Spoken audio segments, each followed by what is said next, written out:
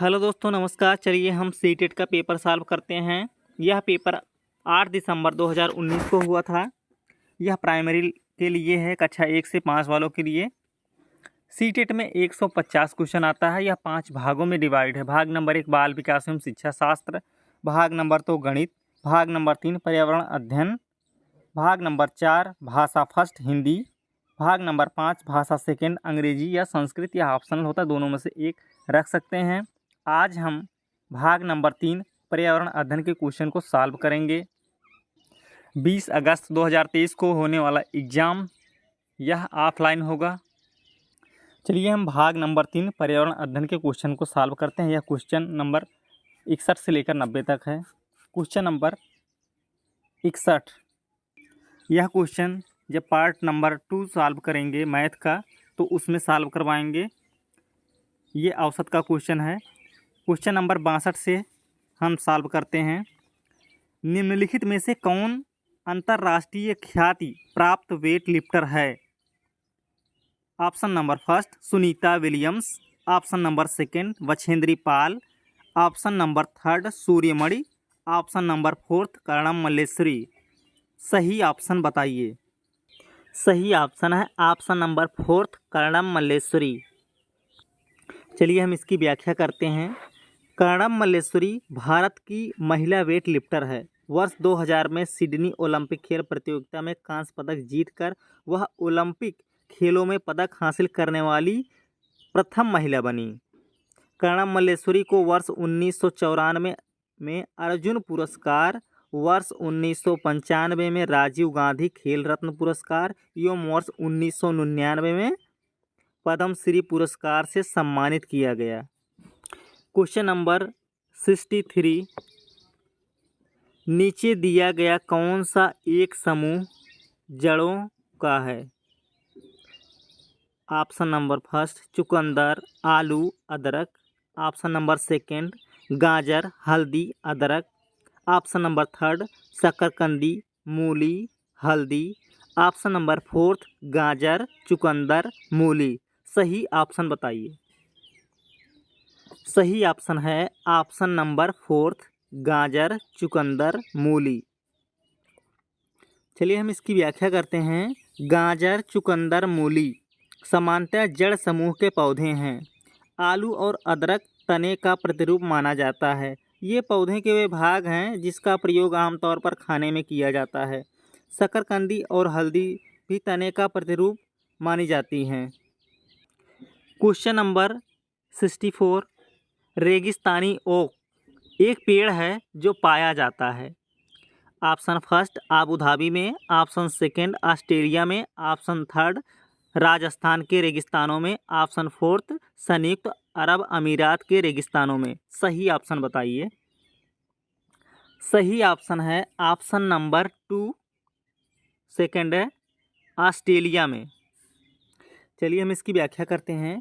रेगिस्तानी ओक जिसका वैज्ञानिक नाम एलोका सुरीना डिकैस नैना, यह एक मध्यम आकार का धीमी गति से बढ़ने वाला वृक्ष है जो उत्तरी क्षेत्र, दक्षिण ऑस्ट्रेलिया और पश्चिमी ऑस्ट्रेलिया के शुष्क रेगिस्तानी क्षेत्रों में पाया जाता है।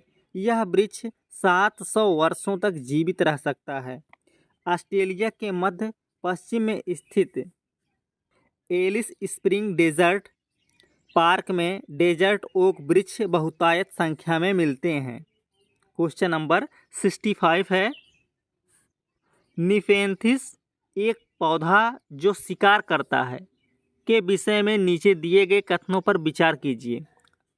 ए, यह पौधा ऑस्ट्रेलिया, इंडोनेशिया और भारत में मेघालय में पाया जाता है। बी, इसका आकार घड़े जैसा होता है और इसका मुंह एक पत्ती से ढका होता है। सी, यह केवल छोटे कीड़े मकोड़े को फंसाकर उनका शिकार कर सकता है। डी, यह छोटे कीड़े मकोड़े की खींचने के लिए मोहक आवाज़ निकालता है जो इसमें फंस जाते हैं और बाहर नहीं निकल पाते। कूट है ऑप्शन फर्स्ट ए और बी, ऑप्शन सेकंड ए और सी, ऑप्शन थर्ड बी और D, option fourth A, B और सी। सही ऑप्शन बताइए।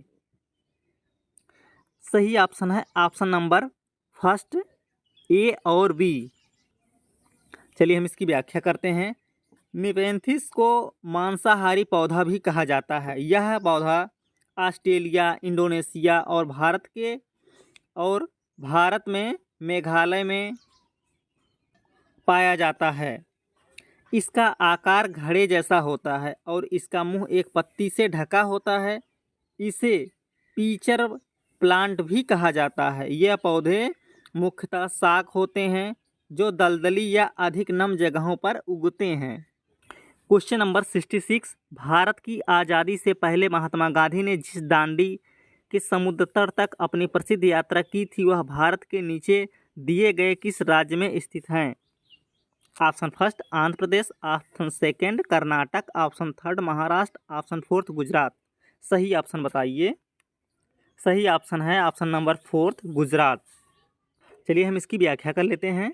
भारत की आज़ादी से पहले महात्मा गांधी ने जिस दांडी के समुद्र तट तक अपनी प्रसिद्ध यात्रा की थी वह भारत के गुजरात राज्य में स्थित है।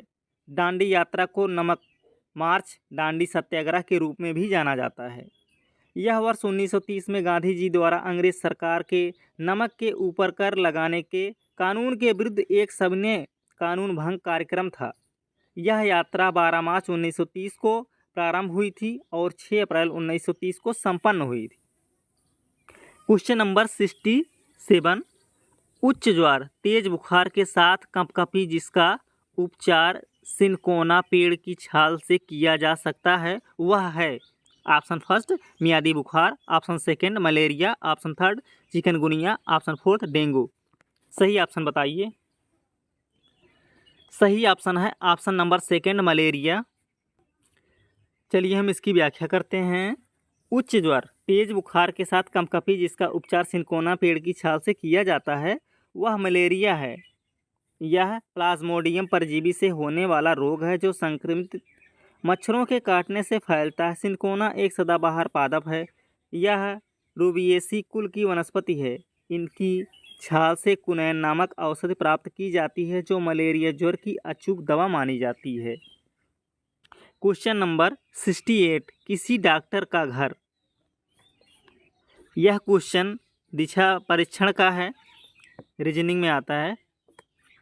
पर्यावरण अध्ययन में 2 क्वेश्चन, एक मैथ से एक रीजनिंग से। इसको हम अलग से डिस्कशन कर लेंगे। जो पर्यावरण अध्ययन का क्वेश्चन है उसे हम सॉल्व करते हैं। Question number 69। चेराओ नाच कहाँ के लोग करते हैं?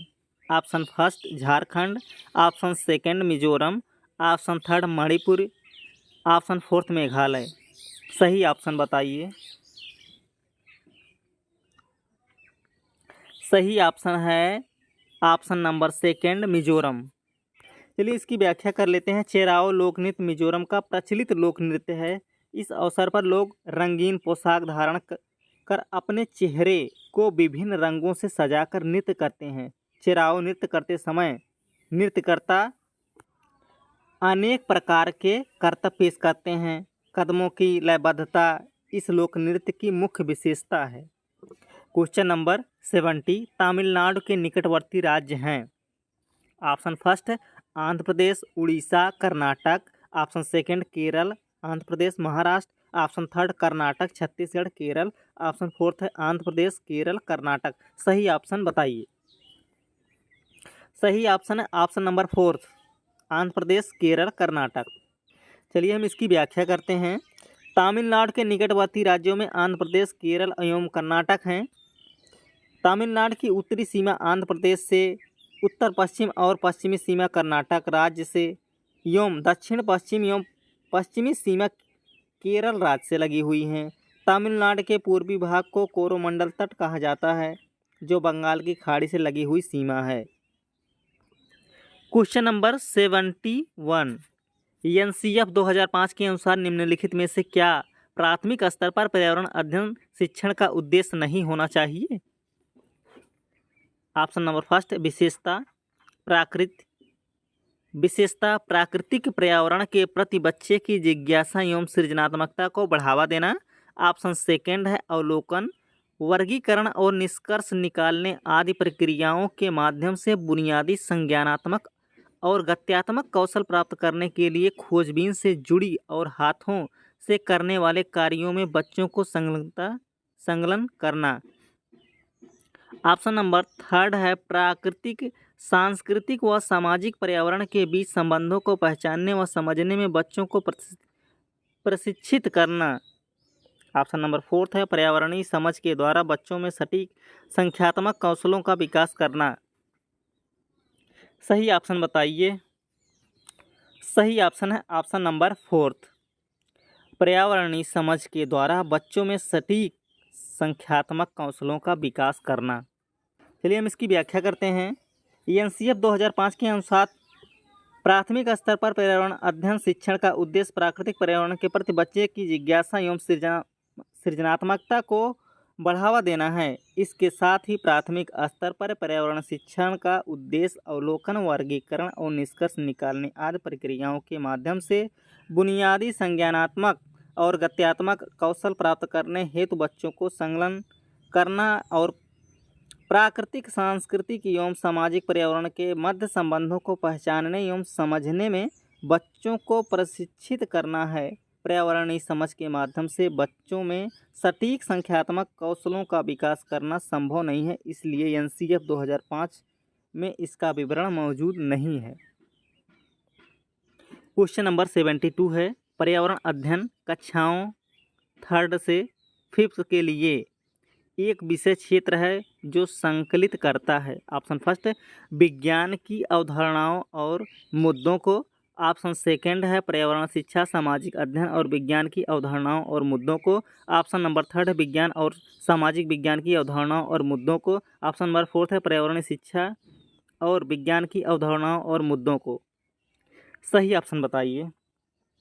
सही ऑप्शन नंबर सेकंड पर्यावरणीय शिक्षा, सामाजिक अध्ययन और विज्ञान की अवधारणाओं और मुद्दों को। चलिए हम इसकी व्याख्या करते हैं। पर्यावरण अध्ययन कक्षा 3rd से 5th के लिए एक प्रभावी विषय क्षेत्र माना जाता है जो पर्यावरण संबंधी शिक्षा, सामाजिक अध्ययन और विज्ञान की अवधारणा और उससे संबंधी विभिन्न मुद्दों को संकलित करता है। पर्यावरण अध्ययन के अंतर्गत बच्चों को प्रभावी शिक्षण प्रणाली के द्वारा विभिन्न पहलुओं से अवगत कराया जाता है। इससे बालकों का संज्ञानात्मक विकास तीव्र होता है। क्वेश्चन नंबर 73 निम्नलिखित में से क्या पर्यावरण अध्ययन के संदर्भ में सही है। ऑप्शन फर्स्ट है पर्यावरण अध्ययन एक विषय है जो 1st से 5th तक की कक्षाओं में पढ़ाया जाता है। ऑप्शन सेकंड है 1st व 2nd की कक्षाओं के लिए भाषा और गणित के माध्यम से पर्यावरण अध्ययन पढ़ाया जाता है। ऑप्शन नंबर थर्ड है 2nd, 3rd और 4th की कक्षाओं के लिए पर्यावरण अध्ययन से जुड़े मुद्दों को भाषा और गणित के माध्यम से पढ़ाया जाता है। ऑप्शन नंबर 4th है 1st से 2nd तक की कक्षाओं के लिए पर्यावरण अध्ययन से जुड़े मुद्दे विज्ञान और सामाजिक विज्ञान के द्वारा पढ़ाए जाते हैं। सही ऑप्शन बताइए। सही ऑप्शन है ऑप्शन नंबर 2nd, 1st व 2nd की कक्षाओं के लिए भाषा और गणित के माध्यम से पर्यावरण अध्ययन पढ़ाया जाता है। चलिए हम इसकी व्याख्या करते हैं। पर्यावरण अध्ययन 1st व 2nd की कक्षाओं के लिए भाषा व गणित के माध्यम से पर्यावरण को पढ़ाया जाता है। पर्यावरण अध्ययन के अंतर्गत व्यवहारिक शिक्षण पर विशेष बल दिया जाता है। इससे अधिगम क्षमता का तीव्र विकास होता है। क्वेश्चन नंबर 74 बच्चों को पर्यावरण अध्ययन को सीखने के लिए खोजने के द्वारा पर्याप्त समय दिया जाता है। यह इंगित करता है कि ऑप्शन नंबर फर्स्ट है पर्यावरण अध्ययन याद करके सीखा जाता है। ऑप्शन नंबर 2nd पर्यावरण अध्ययन सूचनाओं के द्वारा सीखा जाता है। ऑप्शन नंबर 3rd पर्यावरण अध्ययन बाल केंद्रित है। ऑप्शन नंबर 4th है पर्यावरण अध्ययन शिक्षक केंद्रित है। सही ऑप्शन बताइए। सही ऑप्शन है ऑप्शन नंबर 3rd पर्यावरण अध्ययन बाल केंद्रित है। चलिए हम इसकी व्याख्या करते हैं। बच्चों को पर्यावरण अध्ययन को सीखने हेतु खोजने के द्वारा पर्याप्त समय दिया जाता है। इससे यह स्पष्ट होता है कि पर्यावरण अध्ययन का प्रतिरूप बाल केंद्रित है। पर्यावरण अध्ययन व्यवहारिक ज्ञान पर आधारित होता है जिसे याद करके नहीं सीखा जाता है। साथ ही इसे महज सूचनाओं के द्वारा भी नहीं सीखा जा सकता। क्वेश्चन नंबर 75, निम्नलिखित में से कौन सा पर्यावरण अध्ययन पाठ्यक्रम के सुझावित प्रकरणों का उपकरण है? ऑप्शन नंबर फर्स्ट परिवार और मित्र, ऑप्शन नंबर सेकंड भोजन, ऑप्शन नंबर थर्ड जानवर, ऑप्शन नंबर फोर्थ है हम चीज़ें कैसे बनाते हैं। सही ऑप्शन बताइए। सही ऑप्शन है ऑप्शन नंबर 3 जानवर। चलिए हम इसकी व्याख्या करते हैं। जानवर पर्यावरण अध्ययन पाठ्यक्रम के सुझावित प्रकरणों का उप प्रकरण है, जबकि परिवार, मित्र, भोजन, हम चीज़ें कैसे बनाते हैं आदि पर्यावरण अध्ययन के पाठ्यक्रम के प्रकरण हैं। क्वेश्चन नंबर 76, निम्नलिखित में से क्या पर्यावरण अध्ययन के शिक्षक के लिए वांछनीय गतिविधि है? ऑप्शन फर्स्ट विभिन्न कक्षाओं के बहुसांस्कृतिक क्षेत्रों को संबोधित करना, ऑप्शन नंबर सेकंड पर्यावरण अध्ययन की अवधारणाओं से संबंधित महत्वपूर्ण सूचनाओं को बच्चों को देने के लिए प्रेरित करना, ऑप्शन नंबर थर्ड पर्यावरण अध्ययन के 6 प्रकरणों का रेखीय आयोजन, ऑप्शन नंबर फोर्थ केवल पाठ्य पुस्तकों पर आश्रित रहना। सही ऑप्शन क्या है? सही ऑप्शन है ऑप्शन नंबर फर्स्ट विभिन्न कक्षाओं के बहुसांस्कृतिक क्षेत्रों को संबोधित करना। चलिए हम इसकी व्याख्या करते हैं। विभिन्न कक्षाओं के बहुसांस्कृतिक क्षेत्रों को संबोधित करना पर्यावरण अध्ययन के शिक्षक के लिए वांछनीय गतिविधि है, जबकि पर्यावरण अध्ययन की अवधारणाओं से संबंधित महत्वपूर्ण सूचनाओं को बच्चों को देने के लिए प्रेरित करना, पर्यावरण अध्ययन के 6 प्रकरणों का रेखीय आयोजन करना, केवल पाठ्यपुस्तकों पर आश्रित रहना पर्यावरण अध्ययन के शिक्षक के लिए वांछनीय गतिविधि नहीं है। क्वेश्चन नंबर 77, निम्नलिखित में से क्या पर्यावरण अध्ययन में बच्चों के द्वारा ज्ञान की रचना में महत्वपूर्ण है? ए बच्चों का सक्रिय भाग लेना, बी बच्चों के समुदाय के सदस्य, सी पर्यावरण अध्ययन की पाठ्यपुस्तकें, डी पर्यावरण अध्ययन की पाठ्यपुस्तक में दी गई व्याख्या और परिभाषा। कूट है option number first A, B और सी, ऑप्शन सेकंड ए और सी, ऑप्शन थर्ड ए, सी और डी, ऑप्शन फोर्थ केवल सी। सही ऑप्शन क्या है बताइए। सही ऑप्शन है option number first A, B और सी। चलिए हम इसकी व्याख्या करते हैं। पर्यावरण अध्ययन में बच्चों द्वारा ज्ञान की रचना में बच्चों का सक्रिय रूप से भाग लेना, समुदाय का सदस्य होना तथा पर्यावरण अध्ययन की पाठ्यपुस्तकें आदि को शामिल किया जाता है। बच्चे स्वयं सक्रिय रूप से भाग लेकर पर्यावरण अध्ययन को रुचिपूर्ण बनाते हैं, जिससे उनका सृजनात्मक विकास तेजी से होता है। इसके अतिरिक्त पर्यावरण अध्ययन की पाठ्यपुस्तक में दी गई व्याख्या और परिभाषा बच्चों के द्वारा ज्ञान की रचना में महत्वपूर्ण नहीं है। क्वेश्चन नंबर 78, बच्चों को पर्यावरण अध्ययन सीखने में प्रभावशाली तरीके से जोड़ा जा सकता है। ए वृत्तांत, बी कहानियाँ, सी शिक्षक के द्वारा अवधारणाओं की प्रभावशाली व्याख्या, डी शिक्षक के द्वारा अवधारणाओं का प्रभावशाली प्रदर्शन और व्याख्या। कूट option number first A, B और C, option number second A और B, option number third C और D, option number fourth A, B और सी। सही ऑप्शन बताइए। सही ऑप्शन है ऑप्शन नंबर सेकंड ए और बी।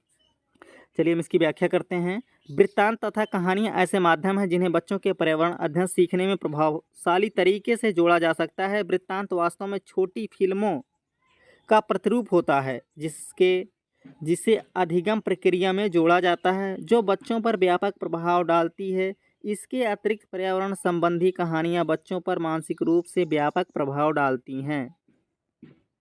क्वेश्चन नंबर 79, पर्यावरण अध्ययन के शिक्षक के द्वारा बच्चों को जानवरों का अवलोकन और उनका चित्र बनाने को प्रेरित करने का उद्देश्य है। ए बच्चों में सृजनात्मकता का विकास करना, बी बच्चों में अवलोकन और रचना कौशलों का विकास करना, सी बच्चों में सौंदर्यगत संवेदना का विकास करना। कूट है ऑप्शन नंबर फर्स्ट केवल ए, ऑप्शन नंबर सेकंड ए और सी, ऑप्शन नंबर थर्ड केवल B, option number fourth A, B और सी।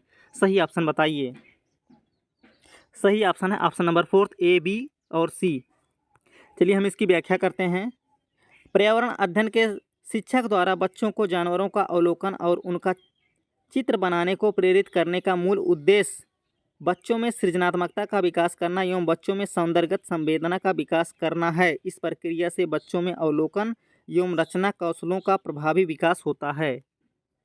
क्वेश्चन नंबर 80, पर्यावरण अध्ययन में शिल्पकला और चित्रकला को समूह में करके सीखने पर बल दिया जाता है क्योंकि ए, कक्षा की अनुशासनहीनता को रोकने के लिए समूह में सीखना शिक्षकों के लिए एक आसान और बहु प्रभावशाली युक्ति है। बी, समूह में सीखना सहपाठी द्वारा सीखने को प्रोत्साहित करता है। सी, समूह में सीखना कक्षा में सामाजिक अंतःक्रिया को बेहतर करता है। डी, समूह में सीखना पर्यावरण अध्ययन के पाठ्यक्रम को समय पर पूरा करने में सहायता करता है। कूट ऑप्शन नंबर फर्स्ट ए और D, option number second B और D, option number third B और C, option number fourth C और डी। सही ऑप्शन बताइए। सही ऑप्शन है ऑप्शन नंबर थर्ड बी और सी। चलिए हम इसकी व्याख्या करते हैं। पर्यावरण अध्ययन में शिल्पकला और चित्रकला को समूह में करके सीखने पर बल दिया जाता है क्योंकि समूह में सीखना सहपाठी द्वारा सीखने को प्रोत्साहित करता है तथा समूह में सीखना कक्षा में सामाजिक अंतःक्रिया को बेहतर करता है। क्वेश्चन नंबर 81, निम्नलिखित में से क्या पर्यावरण अध्ययन को सीखने की सबसे प्रभावशाली संसाधन है? ए, परिवार के सदस्य, बी, समुदाय के सदस्य, सी, समाचार पत्र, डी, कक्षा। कूट है ऑप्शन नंबर फर्स्ट केवल D, option number second C और D, option number third A, B और C, option number fourth A और बी। सही ऑप्शन बताइए। सही ऑप्शन है option number third A, B और सी। चलिए हम इसकी व्याख्या करते हैं। पर्यावरण अध्ययन को सीखने का सबसे प्रभावशाली संसाधन के रूप में परिवार के सदस्य, समुदाय के सदस्य एवं समाचार पत्र एक प्रभावशाली संसाधन है। इससे बालक का रचनात्मक एवं संज्ञानात्मक विकास तेजी से होता है। परिवार के सदस्यों की भूमिका रचनात्मक होती है। बालक सर्वप्रथम अपने परिवार सदस्यों के बीच तत्पश्चात सामुदायिक सदस्यों के साथ सामंजस्य स्थापित कर अधिगम करता है। क्वेश्चन नंबर 82, निम्नलिखित सीखने के कौन से सिद्धांत का पर्यावरण अध्ययन में अनुसरण होता है? ऑप्शन नंबर फर्स्ट वैश्विक से स्थानीय, ऑप्शन नंबर सेकंड अमूर्त से मूर्त, ऑप्शन नंबर थर्ड है अज्ञात से ज्ञात, ऑप्शन नंबर फोर्थ है ज्ञात से अज्ञात। सही ऑप्शन क्या है बताइए। सही ऑप्शन है ऑप्शन नंबर फोर्थ ज्ञात से अज्ञात। चलिए हम इसकी व्याख्या करते हैं। पर्यावरण अध्ययन में सीखने के ज्ञात से अज्ञात सिद्धांत का अनुसरण होता है। सीखना एक व्यापक, सतत एवं जीवन पर्यंत चलने वाली महत्वपूर्ण प्रक्रिया है। मनुष्य जन्म के उपरांत से ही सीखना प्रारंभ कर देता है। धीरे धीरे वह वातावरण से समायोजित करने का प्रयत्न करता है। इस समायोजन के दौरान वह अपने अनुभवों से अधिक लाभ उठाने की कोशिश करता है। इसी संपूर्ण प्रक्रिया को मनोविज्ञान में सीखना कहते हैं। क्वेश्चन नंबर 83, निम्नलिखित में से कौन सा पर्यावरण अध्ययन में सीखने का रचनात्मक आकलन का साधन नहीं है? Option number first portfolio, option number second क्रम निर्धारण मापनी, ऑप्शन नंबर थर्ड वर्ण अभिलेख, ऑप्शन नंबर फोर्थ वार्षिक उपलब्धि परीक्षण। सही ऑप्शन बताइए। सही ऑप्शन ऑप्शन नंबर फोर्थ वार्षिक उपलब्धि परीक्षण। चलिए हम इसकी व्याख्या करते हैं। वार्षिक उपलब्धि परीक्षण पर्यावरण अध्ययन में सीखने के रचनात्मक आकलन का साधन नहीं है, जबकि पोर्टफोलियो क्रम निर्धारण मापनी वर्णन अभिलेख सीखने के रचनात्मक आकलन के साधन है। वार्षिक उपलब्धि परीक्षण स्कूल के विषय संबंधित अर्जित ज्ञान का परीक्षण है। वार्षिक उपलब्धि परीक्षण के माध्यम से पर्यावरण अध्ययन का रचनात्मक आकलन करना संभव नहीं है। क्वेश्चन नंबर 84, निम्नलिखित में से किसको पर्यावरण अध्ययन में बच्चों के आकलन में दूर करना चाहिए? ऑप्शन नंबर फर्स्ट बच्चों के उत्तरों को सही या गलत रूप में आंकना, ऑप्शन नंबर सेकंड है कक्षा 5 से EVS कक्षा 5 के EVS पाठ्य पुस्तक में प्रत्येक पाठ के अंत में दिए गए आज हमने क्या सीखा पर चर्चा, ऑप्शन नंबर थर्ड आकलन के संकेतों का उपयोग, ऑप्शन नंबर फोर्थ बच्चों के सीखने के गुणात्मक आकलन। सही ऑप्शन बताइए। सही ऑप्शन है ऑप्शन नंबर फर्स्ट बच्चों के उत्तरों को सही या गलत रूप से आंकना। चलिए इसकी व्याख्या कर लेते हैं। बच्चों के उत्तरों को सही या गलत रूप में आंकना को पर्यावरण अध्ययन में बच्चों के आकलन से दूर करना चाहिए, जबकि बच्चों के सीखने के गुणात्मक आकलन के संकेतों का उपयोग कक्षा 5 में EVS पाठ्य पुस्तक में प्रत्येक पाठ के अंत में दिए गए आज हमने क्या सीखा पर चर्चा आदि पर्यावरण अध्ययन के बच्चों के आकलन संबंधी प्रमुख सोपान है। क्वेश्चन नंबर 85, एक कक्षा 5 कि शिक्षिका एक क्रियाकलाप का संचालन करती है जिसमें वह कक्षा के बच्चों से फर्श पर चीनी के कुछ दाने डालने को कहती है और उनको चींटियों के आने की प्रतीक्षा करने को कहती है। बच्चों को इस क्रियाकलाप से अर्थपूर्ण सीखने को मिलता है यदि शिक्षक ऑप्शन नंबर फर्स्ट बच्चों को क्रियाकलाप का अवलोकन करने को प्रेरित करती है। ऑप्शन नंबर सेकंड बच्चों को अपने अनुभव साझा करने को प्रेरित करती है। ऑप्शन नंबर थर्ड है बच्चों को क्रियाकलाप का अवलोकन अनुभव साझा और इस पर चर्चा करने को प्रेरित करती है। ऑप्शन नंबर फोर्थ बच्चों को क्रियाकलाप से संबंधित बच्चों को घर से करने को प्रेरित करती है। सही ऑप्शन बताइए। सही ऑप्शन है ऑप्शन नंबर थर्ड बच्चों को क्रियाकलाप का अवलोकन अनुभव साझा और उस पर चर्चा करने को प्रेरित करती है। चलिए इसकी व्याख्या करते हैं। शिक्षक द्वारा संचालित क्रियाकलाप बच्चों को सीखने हेतु उत्प्रेरित करता है। बच्चों को इस प्रकार से क्रियाकलाप से अर्थपूर्ण सीखने को मिल सकता है। ये शिक्षक बच्चों को क्रियाकलाप का अवलोकन करने, अनुभव साझा करने और उस पर व्यापक चर्चा करने को प्रेरित करती है। ऐसा करने से बच्चों में अधिगम के प्रति उत्सुकता बढ़ती है। क्वेश्चन नंबर 86 नीचे दी गई सूची पर विचार कीजिए। कछुआ, घड़ियाल, कौवा, बत्तख, मछली। इस सूची में निम्न में से कौन सा दूसरों से भिन्न है? ऑप्शन नंबर फर्स्ट मछली, ऑप्शन नंबर सेकंड कौवा, ऑप्शन नंबर थर्ड घड़ियाल, ऑप्शन नंबर फोर्थ कछुआ। सही विकल्प बताइए। सही ऑप्शन है ऑप्शन नंबर सेकंड कौवा। चलिए हम इसकी व्याख्या करते हैं। कौवा अन्य दूसरों से भिन्न है क्योंकि कौवा एक पक्षी है जिसका जलीय निवास से कोई संबंध नहीं होता, जबकि मछली, घड़ियाल एवं कछुआ मूल रूप से जलीय जीव हैं। क्वेश्चन नंबर 87 सुमेलित कीजिए। सूची फर्स्ट, सूची सेकंड। सूची फर्स्ट में शहर, सूची सेकंड में अत्यधिक पसंद का भोजन, हांगकांग का पसंद भोजन, केरल का पसंद भोजन, कश्मीर का पसंद भोजन, गोवा का पसंद भोजन। हांगकांग में पकाया हुआ सांप, केरल में किसी भी करी के साथ उबला टैपियोका, पी का फर्स्ट है। कश्मीर का है सरसों के तेल में बनी मछली। गोवा का है नारियल के तेल में बनी समुद्र की मछली। विकल्प ऑप्शन नंबर सेकंड सही है। चलिए हम इसकी व्याख्या करते हैं। पकाया हुआ सांप हांगकांग का अत्यधिक प्रसिद्ध भोजन है। इसे लिंग हू फेन भी कहा जाता है। इसके अतिरिक्त किसी भी करी के साथ उबला टैपियोका केरल का, नारियल के तेल में बनी समुद्र की मछली गोवा का तथा सरसों के तेल में बनी मछली कश्मीर राज्य के लोगों का अत्यधिक मन पसंदीदा भोजन है। क्वेश्चन नंबर 88 नीचे दिए गए पक्षियों की कौन सी प्रजाति झटके से अपनी गर्दन आगे पीछे करती है? ऑप्शन फर्स्ट उल्लू, ऑप्शन सेकंड कौवा, ऑप्शन थर्ड बसंत गौरी, ऑप्शन फोर्थ मैना। सही ऑप्शन बताइए। सही ऑप्शन है ऑप्शन नंबर फोर्थ मैना। चलिए इसकी व्याख्या करते हैं। मैना पक्षी झटके से अपनी गर्दन आगे पीछे करती है।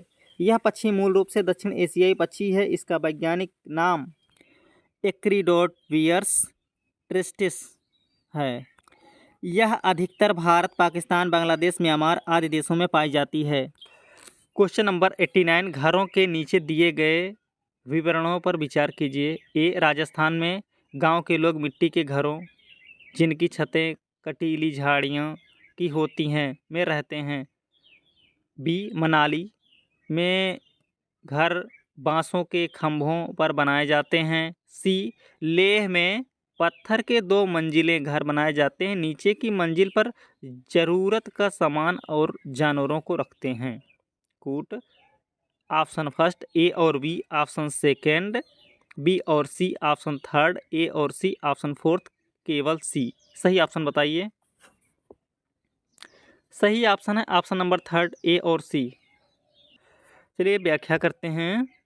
मिट्टी के घर विशेषतः ग्रामीण क्षेत्रों में देखने को मिलते हैं। राजस्थान में ग्रामीण लोग मिट्टी के घरों जिनकी छतें कटीली झाड़ियों से ढकी होती हैं में रहते हैं। इन घरों में दीवारें मोटी होती हैं जिससे गर्मी अंदर नहीं जाती। इन घरों को समय समय पर लीपा जाता है जिससे मिट्टी टूटती नहीं है और कीड़े मकोड़े घर के अंदर प्रवेश नहीं करते हैं। इसके अतिरिक्त लेह में पत्थर के 2 मंजिले घर बनाए जाते हैं। नीचे की मंजिल पर ज़रूरत का सामान व जानवरों को रखा जाता है तथा घर की छतों का उपयोग फसल आदि को सुखाने में किया जाता है। इस प्रकार के घरों की छतें ढलवा होती हैं ताकि बारिश का पानी व बर्फ आसानी से नीचे गिर जाए। क्वेश्चन नंबर 90, हाथियों के विषय में नीचे दिए गए कथनों पर विचार कीजिए। फर्स्ट, हाथी बहुत कम आराम करते हैं या एक दिन में केवल 2 से 4 घंटे ही सोते हैं। सेकंड, एक बड़ा हाथी एक दिन में 200 किलोग्राम से अधिक पत्तियां और झाड़ियां खा लेता है।